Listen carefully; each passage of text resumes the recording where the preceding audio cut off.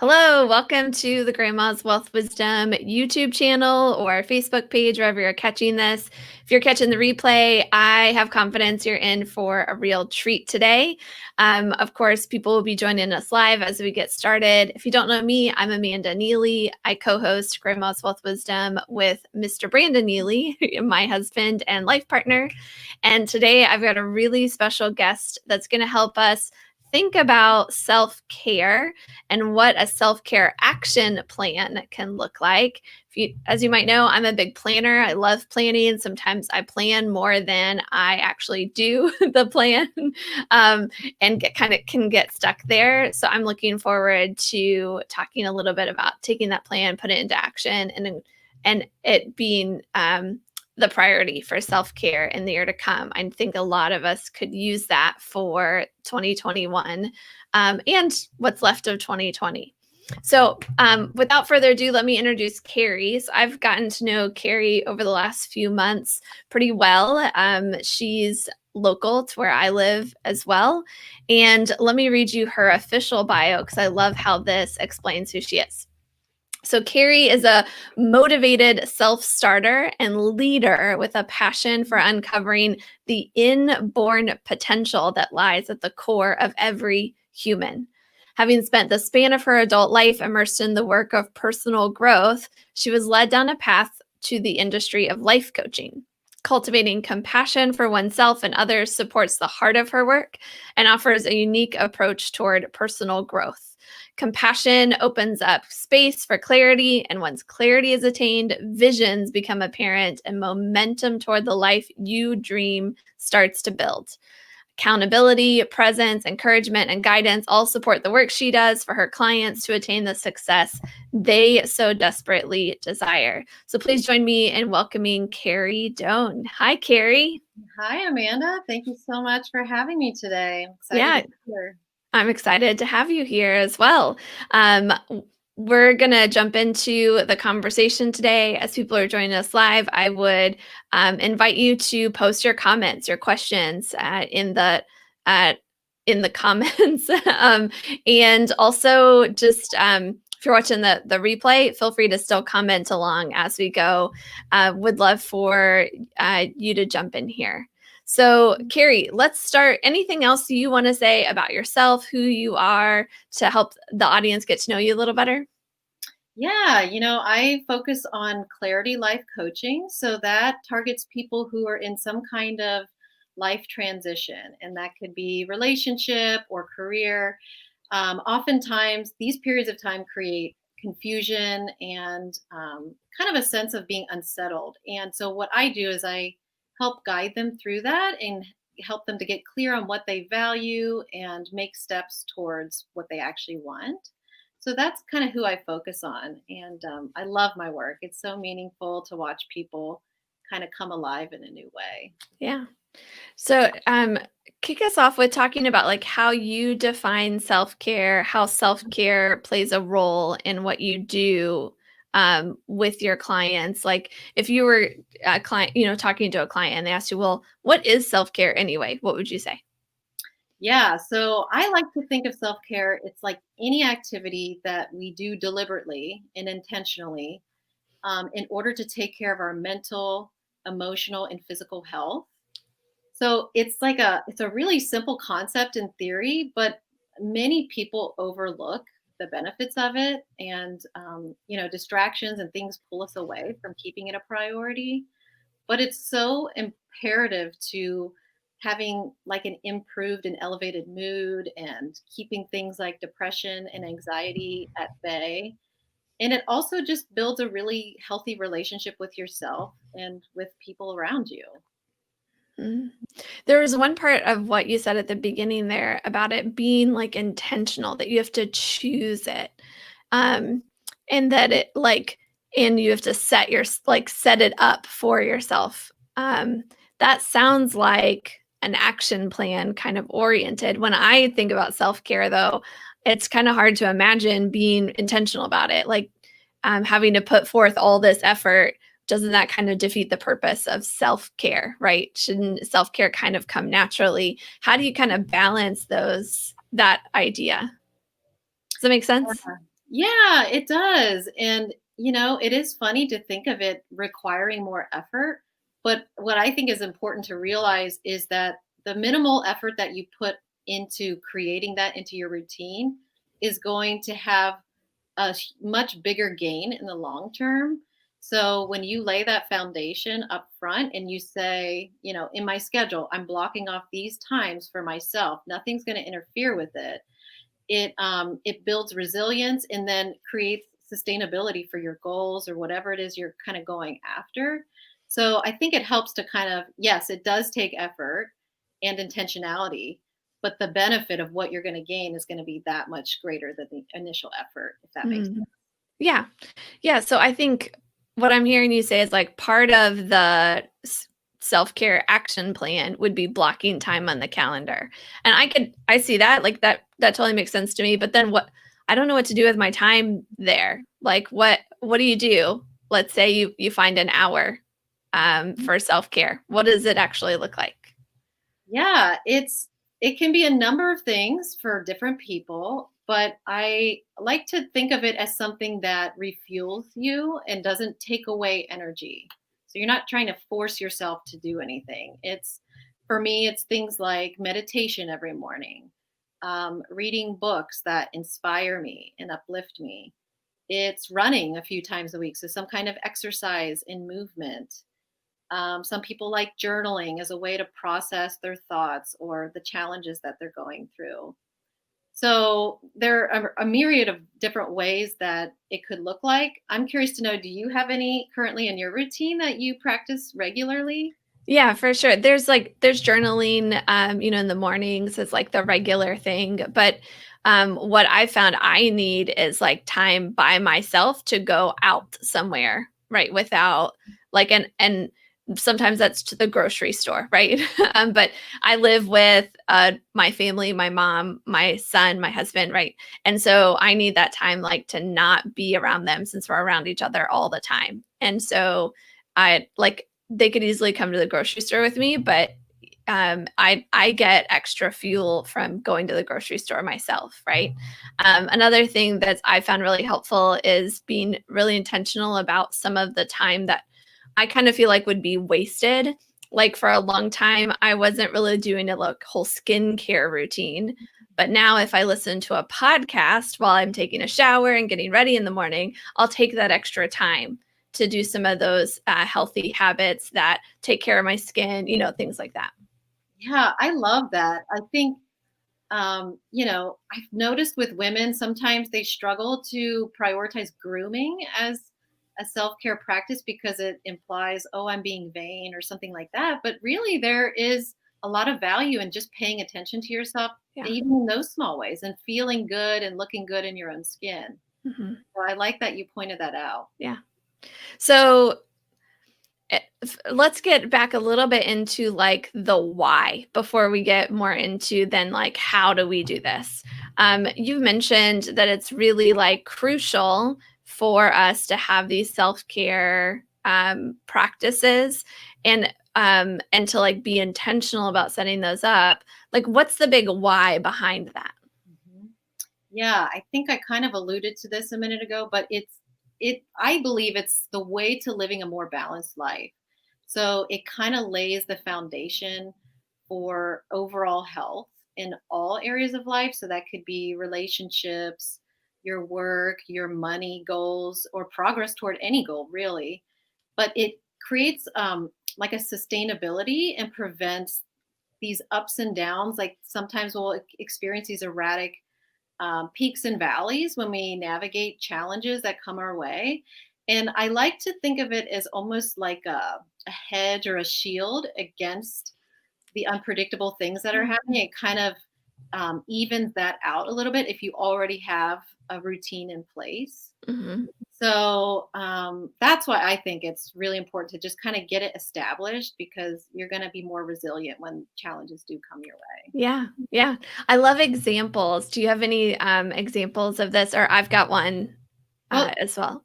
of like, Of uh, when having that like routine of self-care has really helped you in a challenging season or yeah. Yeah, I'll go first. So the first thing that comes to my mind is, when COVID hit, it created, and I think it still has created for a lot of people, the idea of uncertainty. Mhm. And for me, part of my self care practice has really helped me to learn to tolerate uncertainty better. And maybe that's from meditation or just kind of learning to accept the challenges of life. But when that happened, I didn't feel so thrown off. I mean, it was difficult still, and I felt very, very disoriented, but I think I handled it better than I would have previously because Mhm. I was already so set in a routine that was prioritizing my health. Yeah. Yeah. So, how about you? Yeah, so mine actually has to do with coaching.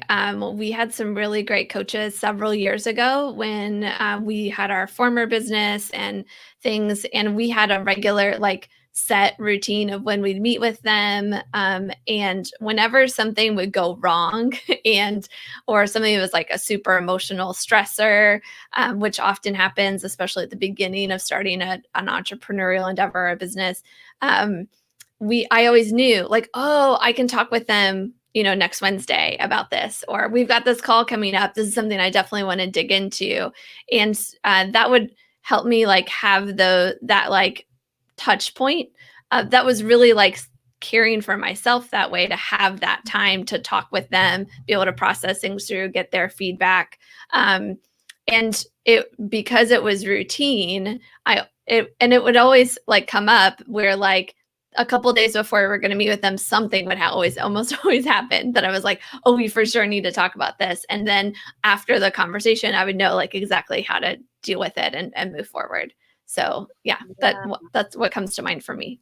Yeah, I love that because yeah, sometimes you think self-care just involves you, Right. but really it can involve emotional support or external support from other people or Yeah. professionals, and that counts too. So Yeah. I love that. Okay, so let's start talking about how self-care actually helps us achieve our life goals. Mhm. How, like, is it just these little micro things that shift, or is there anything else happening there? Yeah, yeah. So I think that to be effective in moving forward in all these facets of life, these prioritizing these practices, it fills your cup up, but then it makes it sustainable over the long haul, which I think I Yeah. had alluded to. But it's funny to think that these tiny little things could have like a long-term effect or impact, but I do think it builds a lot of inner strength and confidence, and resilience, which I think are the top factors in being able to see yourself as capable and willing to engage the difficult situations that come our way. Yeah. So that's kind of how I see it going hand in hand with achieving those life goals or money goals. Mhm.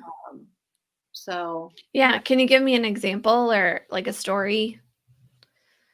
um, I'm trying to think if I have a personal story of.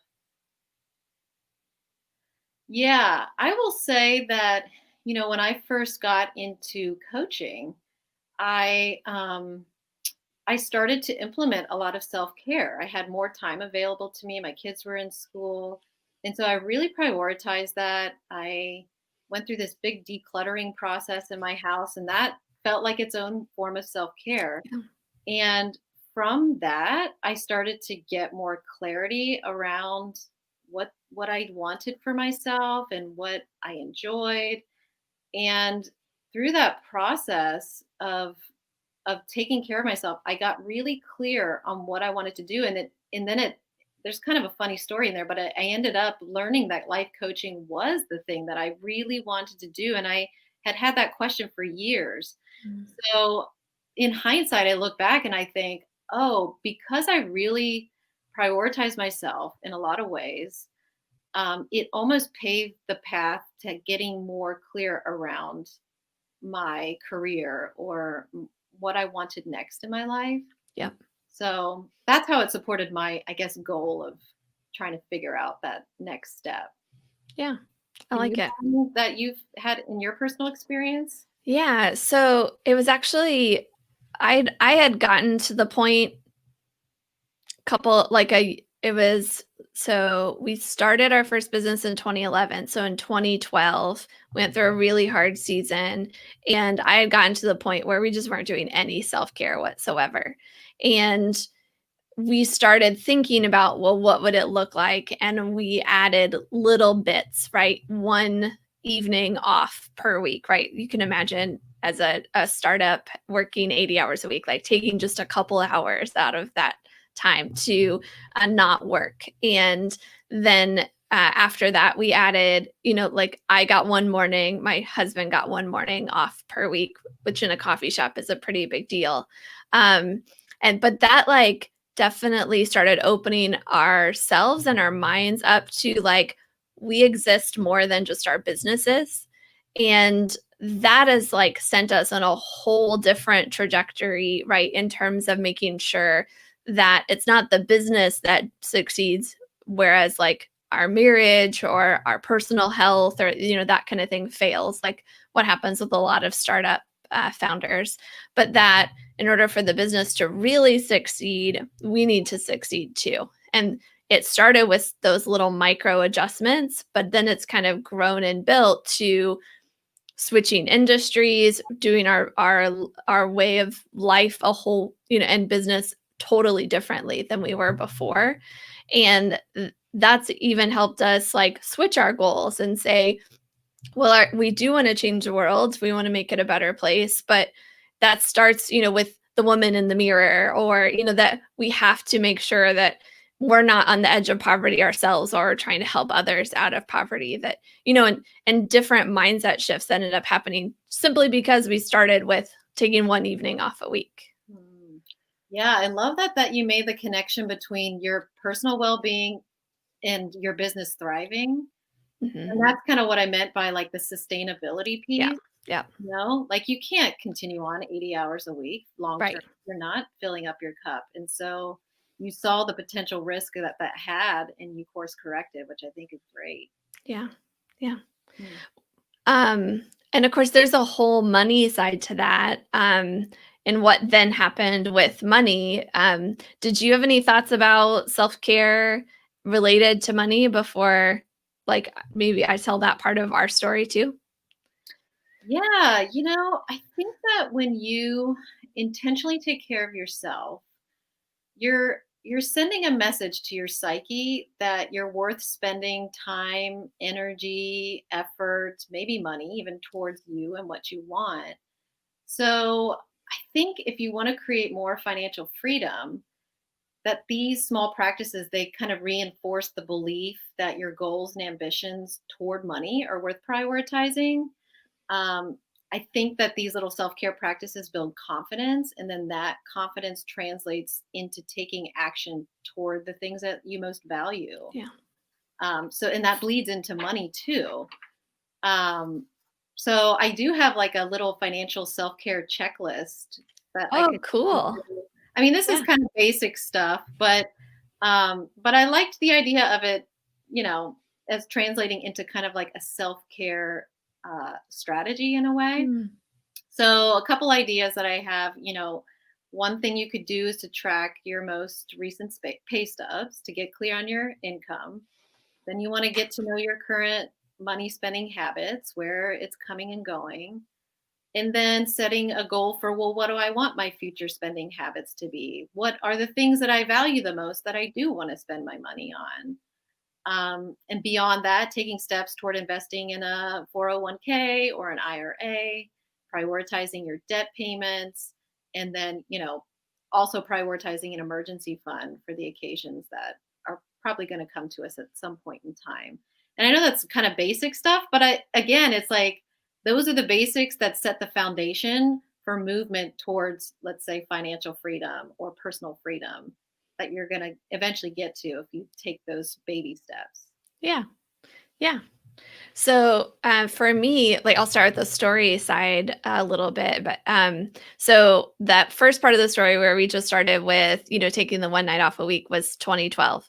It was 2013 when that so it was like about a year later that we started being like, hey, we could have something different happen with our money too.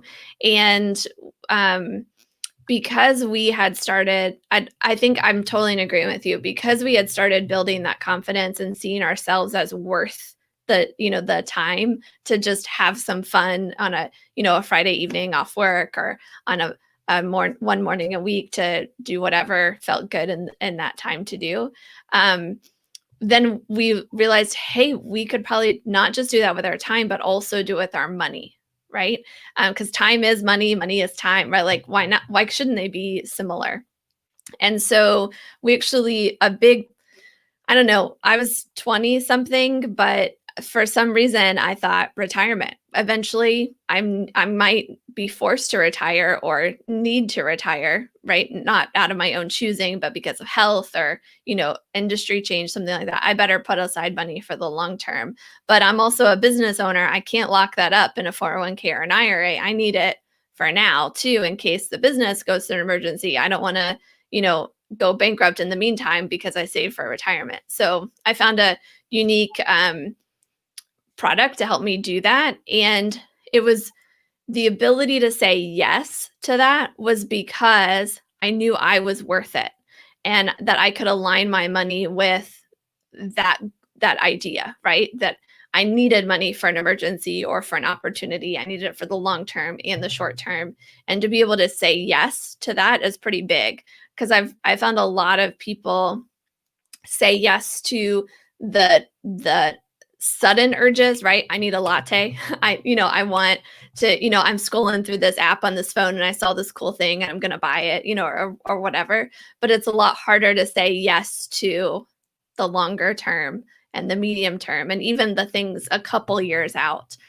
So I think what if I probably didn't even realize this at the time, but if I'm looking back, it was saying yes to myself, giving myself permission for my time, then allowed me to say yes and give permission to my money as well. Does that make sense? Yeah, totally.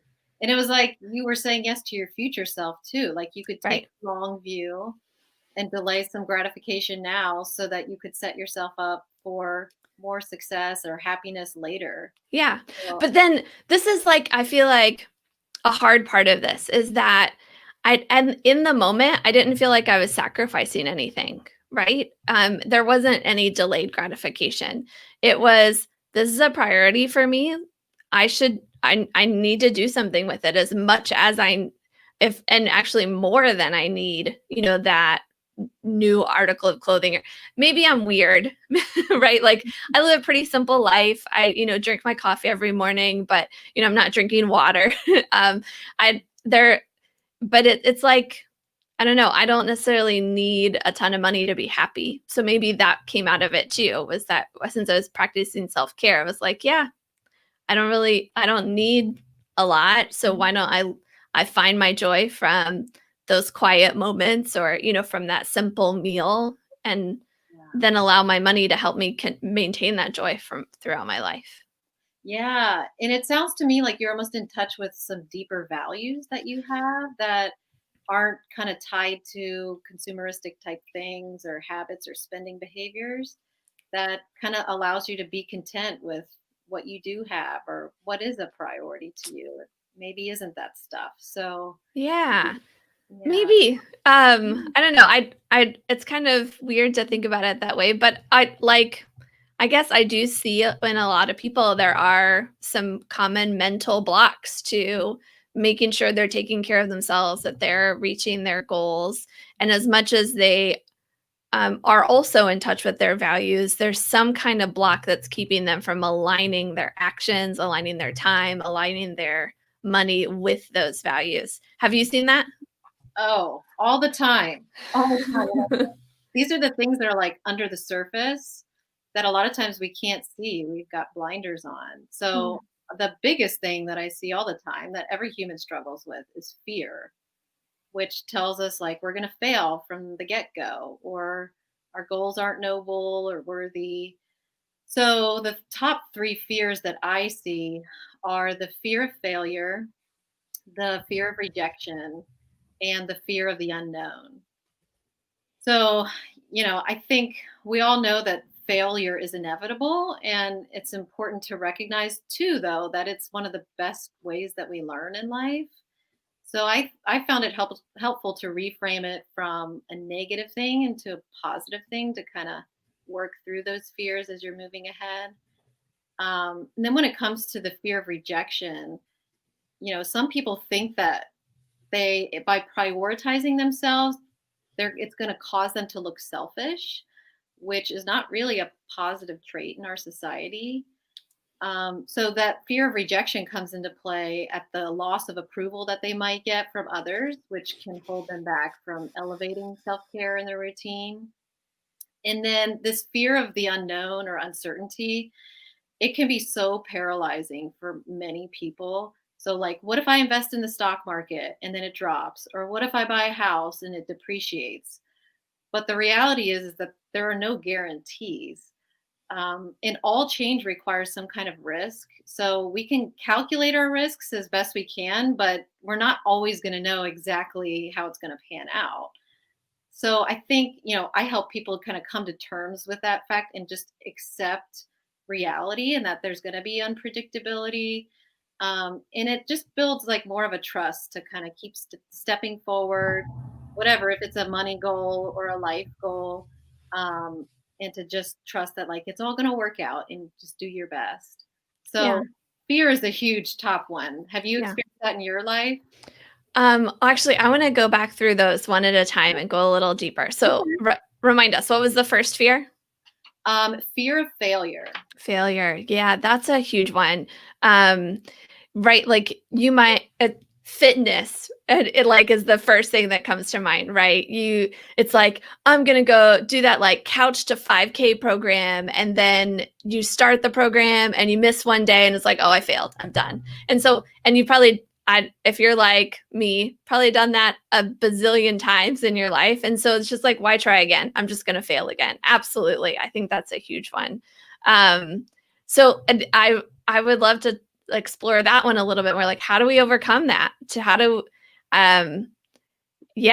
first thing that comes to mind is we have to forgive ourselves, probably. I don't know. What do you think? Yeah. I once heard this idea that failure is only feedback, like it's only information.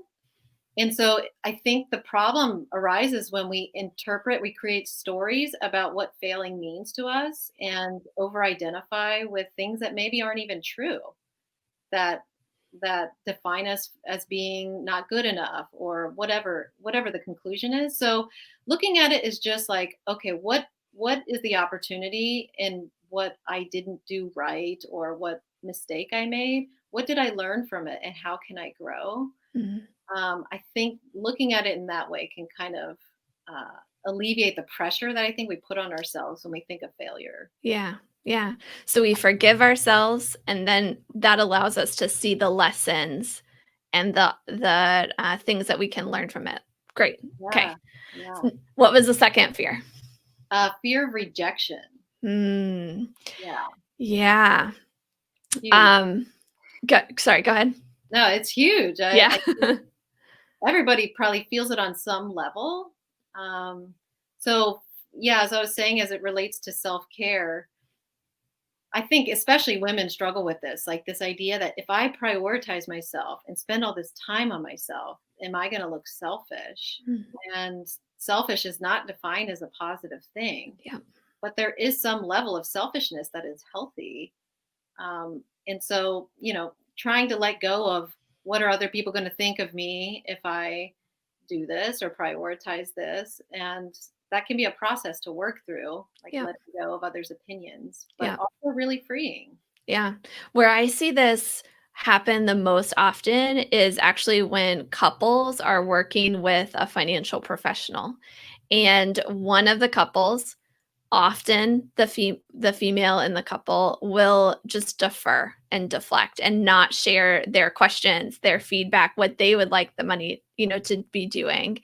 And because they're afraid that the financial professional or their significant other is just going to say, well, you're wrong, and belittle them, or just come up with some maybe really awesome thing that does correct them, but do it in like a mansplain kind of way, right? Mhm.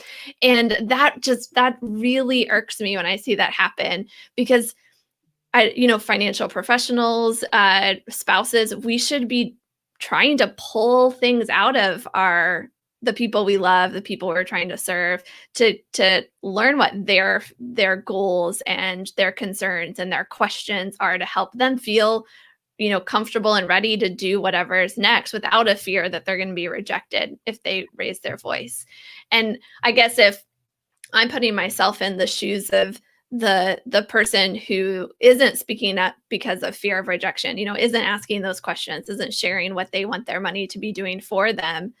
Um, I guess like the maybe script I would give that person is like, hey, is this a safe place where we can all share our true thoughts and feelings and ask questions without being judged? Right. And get permission.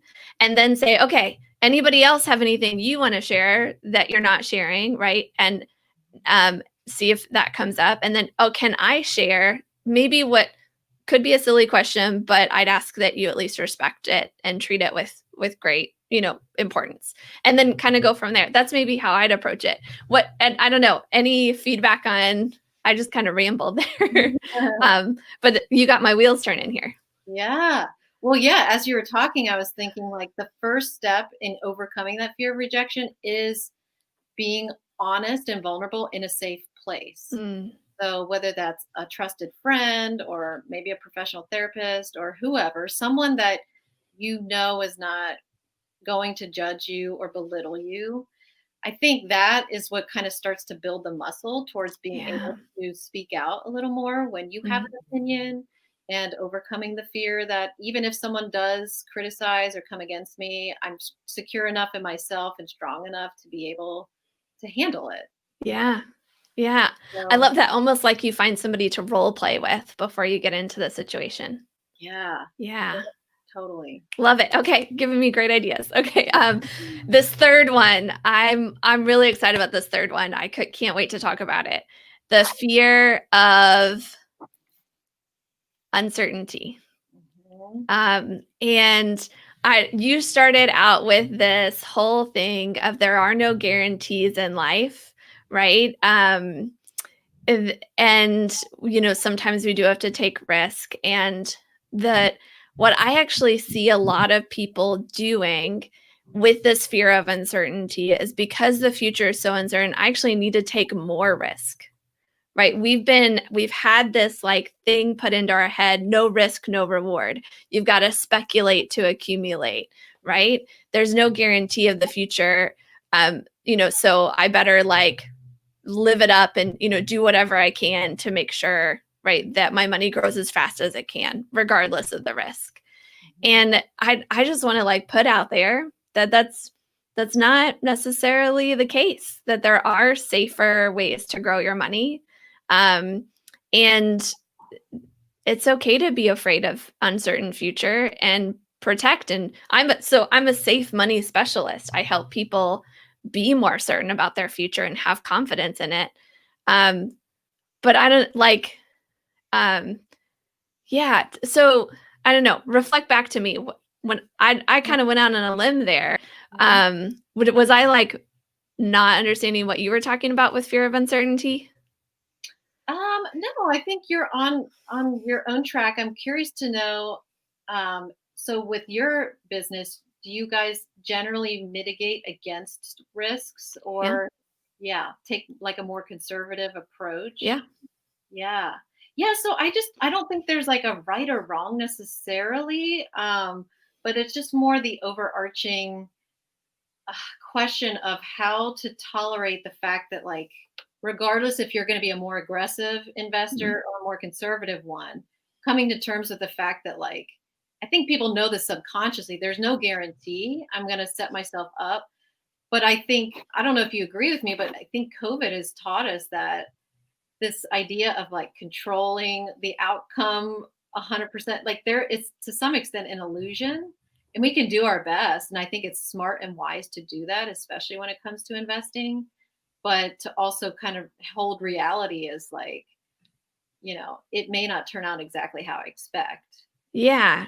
I actually so, um, I kind of I might be really weird, but so there is definitely, I've seen a lot of people because of the fear of uncertainty, they just stick their head in the sand. They're not going to do anything. And maybe that's more what you're talking about. Like you don't take any steps forward because the future is so uncertain. And I think that is what COVID has brought out, right? That a lot of people are just saying, I can't make any changes. I need to just hunker down and be really safe with all things in life, not just my personal health, right? But the thing that I also think it's shown us is that we can't count on anyone else, right? That there's been this phrase that's kind of floated around that the tide just went out and we saw that the emperor has no clothes, right? That the institutions, the things we count on are showing their true vulnerabilities, right? During this year with COVID and what's happening. And some of that's been, kind of covered up by stimulus packages and, different things that have happened. But it's still shown like if we didn't have the, somebody printing money to fulfill those things, we can't count on it, right? And there might even come a day where we can't count on the government printing money. It's not really government's Federal Reserve, but whatever, we can't count on the printing of money to bail us out of these situations. And I think that if we allow that to be an impetus for, we do have to take control, right? If we can't count on anyone else, we can only count on ourselves. We better have control and we better set ourselves up so that no matter what happens with the stock market, no matter what happens with our home values, that we know we've at least got a strong foundation we can count on. And I'd love to help, like, to think more about, and maybe this is a future episode or a future conversation you and I have about how to turn that fear of uncertainty into an empowering, I can control my future. Yes. Well, and it's almost like a balancing act of, on one hand, accepting what you can't control. So I can't control what COVID's doing, but there are decisions that you can make with your money, for example, or with your mind. You always have control of your mind. Yeah. And sometimes we forget or we think we don't, but at the end of the day, you do. And so kind of like remembering that and harnessing that as like the fuel to keep you moving forward, even when things are uncertain. Yeah. I love it. Okay. So a lot of this sounds really courageous and good philosophically, right? Like, yeah, we can talk about this. And, but when it comes to like having the courage to do it, the backbone to stand up, to look fear in the face and to move forward, what would you say for someone that's like, this sounds all good and true, Carrie and Amanda, but I don't think I can do it. I don't have the courage. Yeah. Well, it does take a lot of honest self-evaluation to say out loud that confess where you're not, like what things aren't working, whether that's money or your life goals or your self-care. So that first step is just admitting it, which takes humility and courage to even be able to get to that place.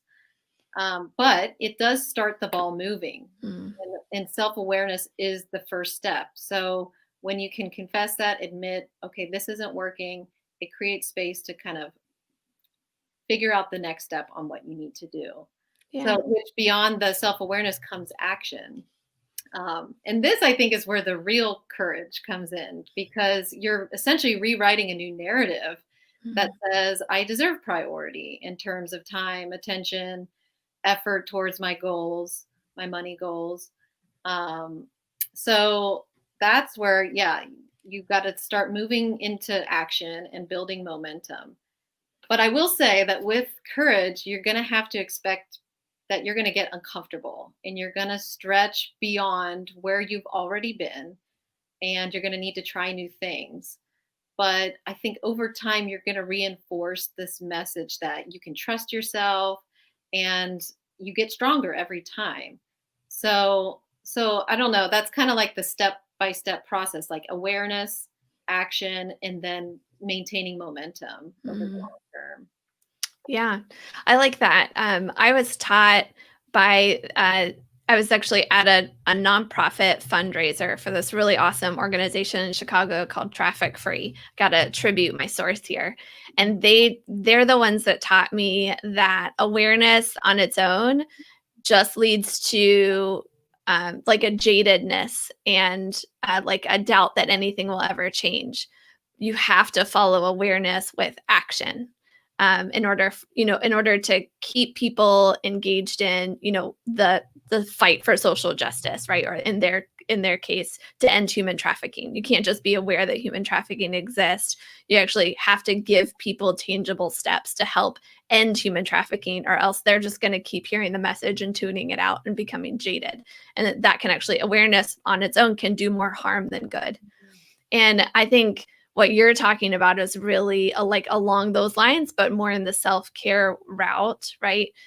First, we are aware of what we're not, right? We're aware of what's broken, what might need healing, where we're not perfect. But then we need those action steps so that we don't just become aware and then sad and depressed because, we're not perfect.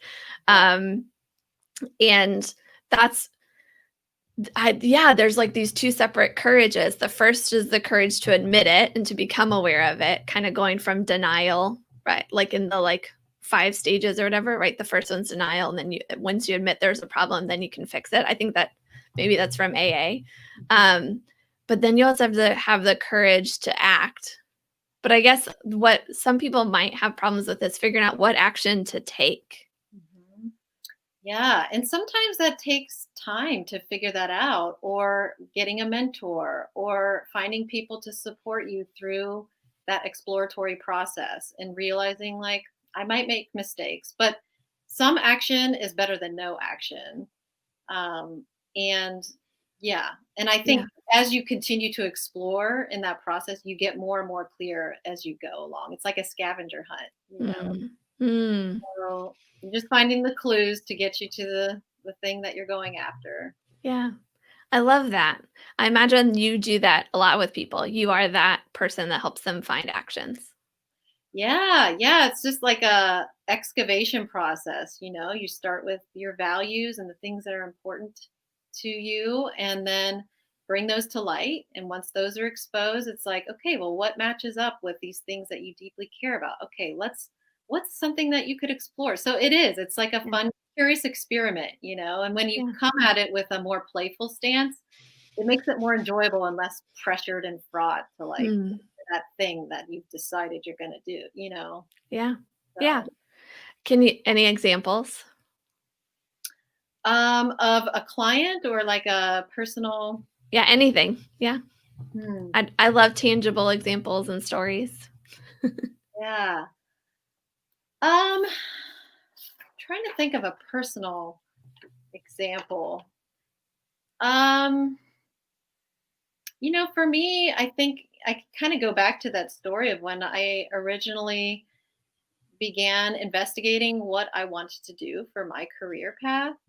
And it's like I kind of just created an openness to notice things that maybe would come up, or if somebody gave me an idea, I'd follow it.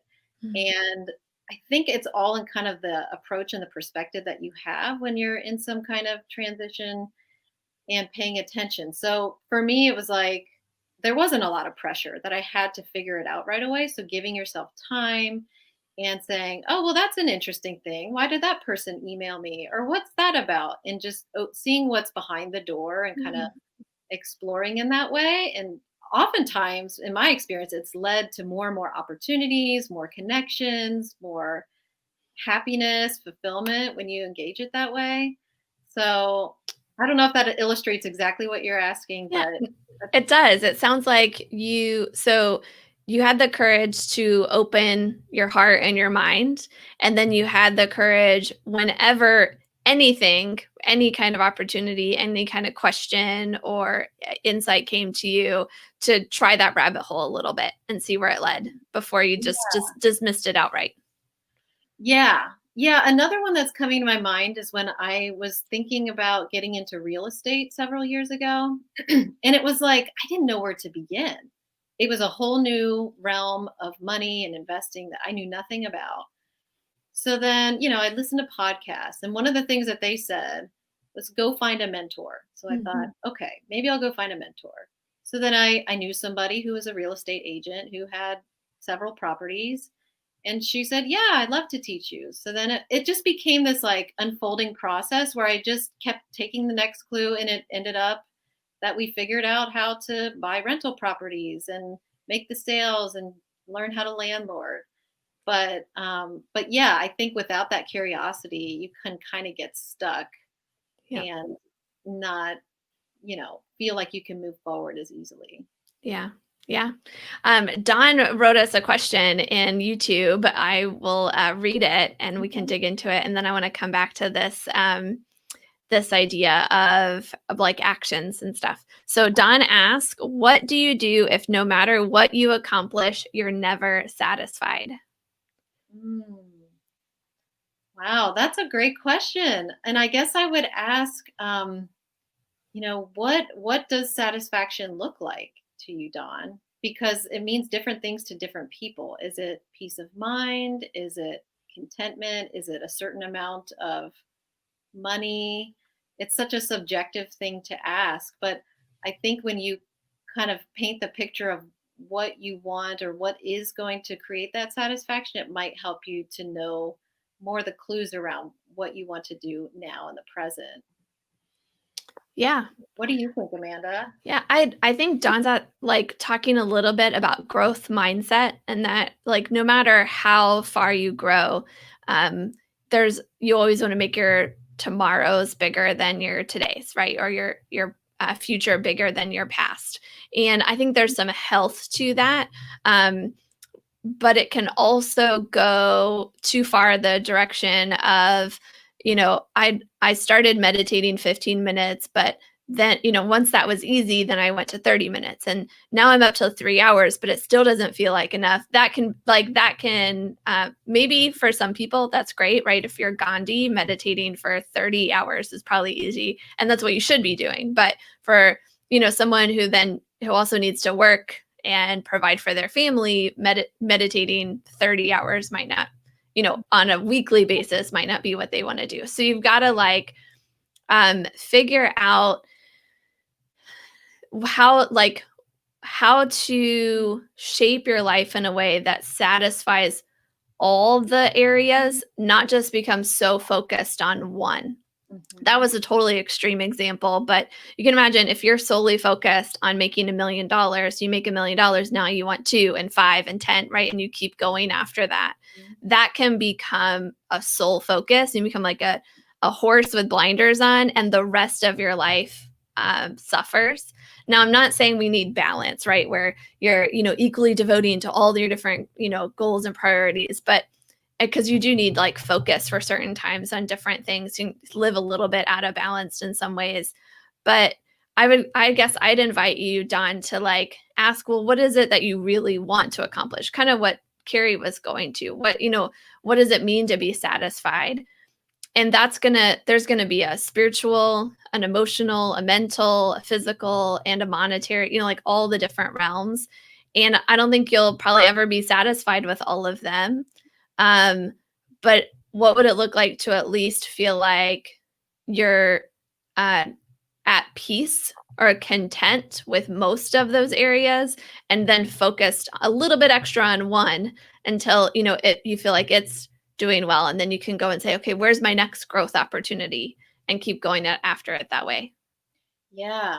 Yeah. And one other thing that came up for me as you were talking is I think sometimes when we set goals, we get so attached to the goal that we Yeah. forget to enjoy what's here now. Yes. So I Yes. think, yeah, engaging in what's in the present moment. I know that's all the rage with like mindfulness movement, but there's so much truth to that, that when you can be more present here and now with what's in front of you and what you are grateful for and what you do have, it creates its own kind of satisfaction now while you are still working towards that future thing. Yeah. Yeah, So and with money, it's like you follow the whole idea of you give every dollar a job. You take the money you actually have and you tell it what you want it to do for you and you prioritize it that way. but you also have that bigger goal that you're going after, but it's really like the process that you get to enjoy along the way, that you're not just focused on the goal, the amount of money in the bank or, whatever it is, but on the little steps along the way and getting better and better at telling your money what you want it to do for you and having that control to be able to do that. Yeah. No, I think that's key. Yeah. Yeah. Good question. Okay. So I know we probably need to wrap up here and we could probably keep talking about this for hours. This was such a fun conversation. And I know people are going to have questions, things that they would like to dig into you with. What's the best way for people to get in touch with you, follow up? What should they expect if they do reach out? Yeah. Yeah, 2 places on, social media. I'm on Instagram, that's Carrie Doan Coaching, you can find me there. And then separately, my website is carriedoan.com, and I do offer a free consultation for people if they want to get in touch one-on-one, and I can spend that time listening and serving and seeing what is unclear in your life or what you're struggling with. So that is also on my website. You could reach me directly that way. Great. And what should they expect if they schedule a call with you? Well, they can expect to have deep listening, deeply present to them, and perhaps, action steps on what it is that they want next in life. They may gain some clarity from that time. Um, so it's really kind of the sky's the limit, but it will lead into future work together and having a coaching relationship for a 3 or 6 month time period. But it could just be a time to really get to know yourself better, and we can draw some self awareness into it as well. Nice. Love it. Why not have that call? I know as I've gotten to know Carrie over these last several months, I know she's going to provide value. She's going to listen, help where she can, and without like any obligation or concern, that you have to work with her afterward. And she's not going to be salesy or anything. So please reach out to her, schedule with her. And I'm going to get in trouble with Brandon if I don't at least tell people once to subscribe to our channel on YouTube, or if you're watching this on Facebook, like our page. We would love to keep bringing you great interviews and content to continue to develop that, toward your financial goals, what that will, and the life things you need to do that go along with those financial goals, and the financial things that you need to do to go with your life goals, because it's not really about money. Money is just the tool to help you achieve what you want. And so keep building your smart, stable financial future with the tried and true wisdom of the, many, many years of, wisdom that we're building on with Grandma's Wealth Wisdom. Carrie, I want to give you the last word. What's your parting piece of wisdom for our audience today? Mm. Wow. Well, I guess if there's anything that feels relevant and that I'm excited to tell people, and this is not necessarily as it relates to money, but is to just always tune into yourself and to who you are as a person. I think so many of us forget that we have the answers that we're seeking, and to not sell yourself short, to know that you do have it within you, and it's a matter of kind of tuning in to that part of yourself to live a more authentic life.